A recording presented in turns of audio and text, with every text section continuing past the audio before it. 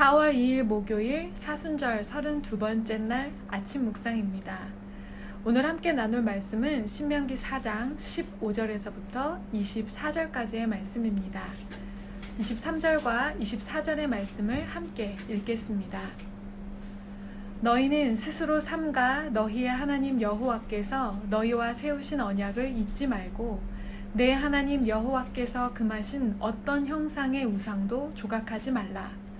내 하나님 여호와는 소멸하는 불이시요 질투하시는 하나님이시니라. 아멘. 모세는 계속하여 지난날 이스라엘 백성들의 부족했던 과거와 잘못을 이야기하며 가나안 땅에서 살아갈 다음 세대는 하나님의 뜻에 합당한 삶을 살아가기를 원합니다. 특별히 어제 본문을 통해 모세는 호렙산에서 처음 이스라엘 백성들에게 율법을 주시던 하나님을 기억하게 합니다. 하나님께서 이스라엘 백성들에게 현현하셨던 모습은 불길과 음성뿐이었습니다. 그리고 그 음성으로 나타나신 하나님의 율법이 기록되어 오늘 우리에게까지 읽혀지고 전해지는 것입니다.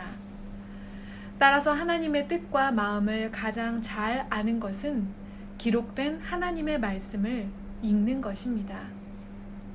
그 말씀에 이어 오늘 본문 말씀은 다시 한번 하나님은 형상이 없는 분이심을 강조하며 시작합니다. 15절 말씀입니다. 여호와께서 호렙산 불길 중에서 너희에게 말씀하시던 날에 너희가 어떤 형상도 보지 못하였은즉 너희는 깊이 삼가라. 아멘. 하나님은 형상으로 나타나지 않으셨습니다. 하나님은 영이시기 때문입니다. 세상의 다양한 종교는 그들이 믿는 신의 모습을 형상으로 만듭니다. 기괴하기도 해괴하기도 한 모습, 심지어 인간의 모습을 띠고 있기도 합니다. 그러나 하나님은 결코 인간이 가진 상상의 한계 속에서 한정되실 수 없는 분이십니다. 무소부재하시고 전지전능하시며 불변하시고 무한하신 하나님은 유한하고 가변적인 인간의 물리적인 틀과 한계 속에서 결코 표현될 수 없는 분이시기 때문입니다. 무한하신 하나님이시기에 그분이 유일하신 하나님이시기에 우리는 하나님만을 우리의 참 하나님이라 높이며 섬기는 것입니다. 모세는 가나안 땅을 살아갈 다음 세대들에게 어떤 형상으로든 우상을 새기지 말라고 엄히 명합니다.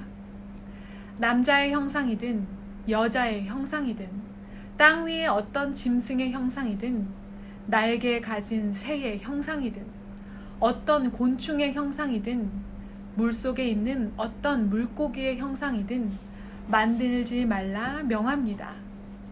그리고 하늘의 해와 달과 별들, 하늘 위의 모든 천체를 경배하며 섬기지 말라고 합니다. 이 형상들을 나열하는 모세의 설교를 들으며 우리는 천지 창조 기사를 떠올리게 됩니다. 빛, 하늘, 땅과 바다, 식물, 해, 달, 별, 새와 물고기, 땅의 짐승과 사람까지 모든 것이 하나님께서 친히 말씀으로 창조하셨던 피조물들입니다. 모든 것의 창조자이신 하나님을 하나님께서 친히 만드신 피조물의 형상으로 만들지 말라는 것입니다.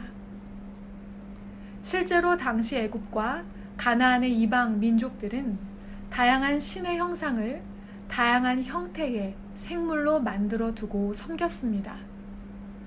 자신들의 세계관과 사고, 시각의 범주 안에 신의 능력을 가두고 평안한 삶을 보장해줄 수호 천사 정도로 여겼던 것입니다.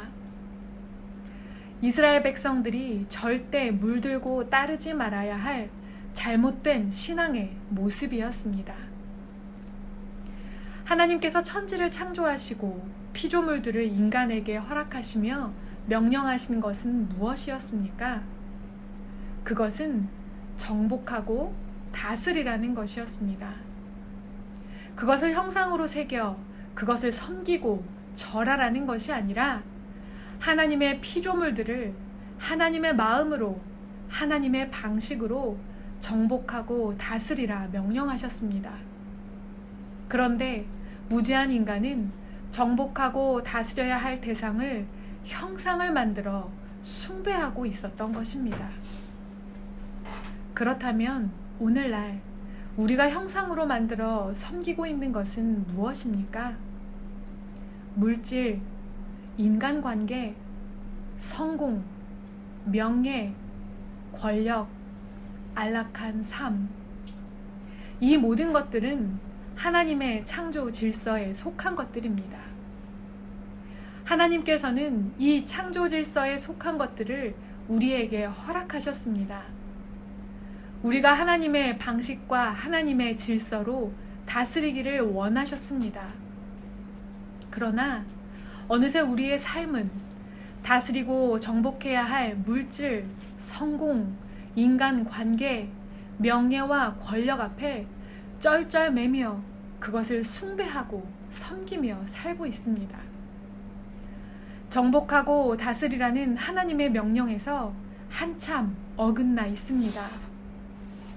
우리에게 허락하신 모든 피조물과 피조세계의 질서를 하나님의 마음으로 오히려 다스려 나갈 수 있는 우리가 되어야 합니다. 이어 모세는 하나님께서 용광로 같은 애굽에서 이스라엘을 건져내셔서 하나님의 백성으로 삼으셨음을 기억하게 합니다.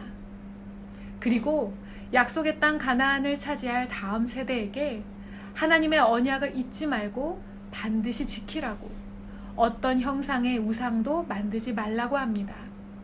왜냐하면 하나님은 질투하시는 하나님이시기 때문입니다.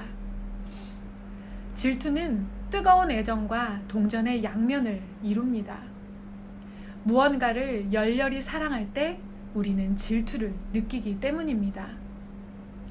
하나님이 질투하시는 하나님이신 것은 하나님께서 우리를 그토록 뜨겁게 열렬히 사랑하시고 계시다는 것입니다. 그래서 우리의 모든 관심과 사랑이 오직 하나님께로 향하기를 원하시는 것입니다. 우리는 하나님을 얼마나 뜨겁게 열정적으로 사랑하고 있습니까? 우리는 얼마나 하나님의 완전한 소유가 되기를 열망하고 있습니까? 우리는 얼마나 하나님의 사랑과 그분의 관심을 갈망하고 있습니까? 그리고 그 사랑 때문에 우리는 얼마나 하나님의 음성 듣기를 사모하고 있습니까?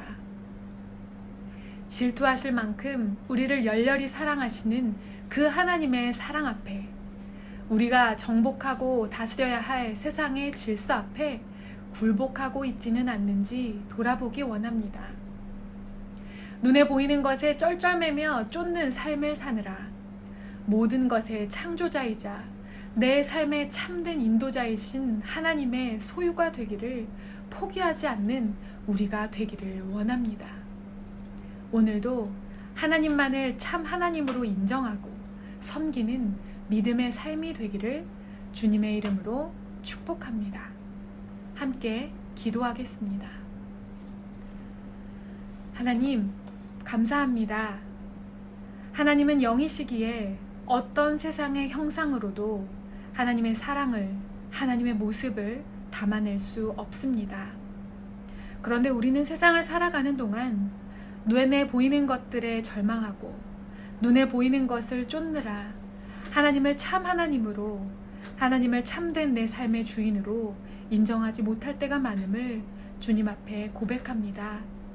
오늘 주시는 말씀을 다시 한번 붙잡으며 하나님만이 참 하나님이심을 다시 한번 굳게 믿으며 내 삶에 내가 보이는 눈앞에 세웠던 모든 우상들을 타파하고 오직 하나님의 소유된 백성으로 온전히 살아가기를 소망합니다. 질투하시는 하나님의 그 크신 사랑에 감사하는 오늘 하루가 되기를 원합니다. 모든 말씀 예수님의 이름으로 기도드립니다. 아멘.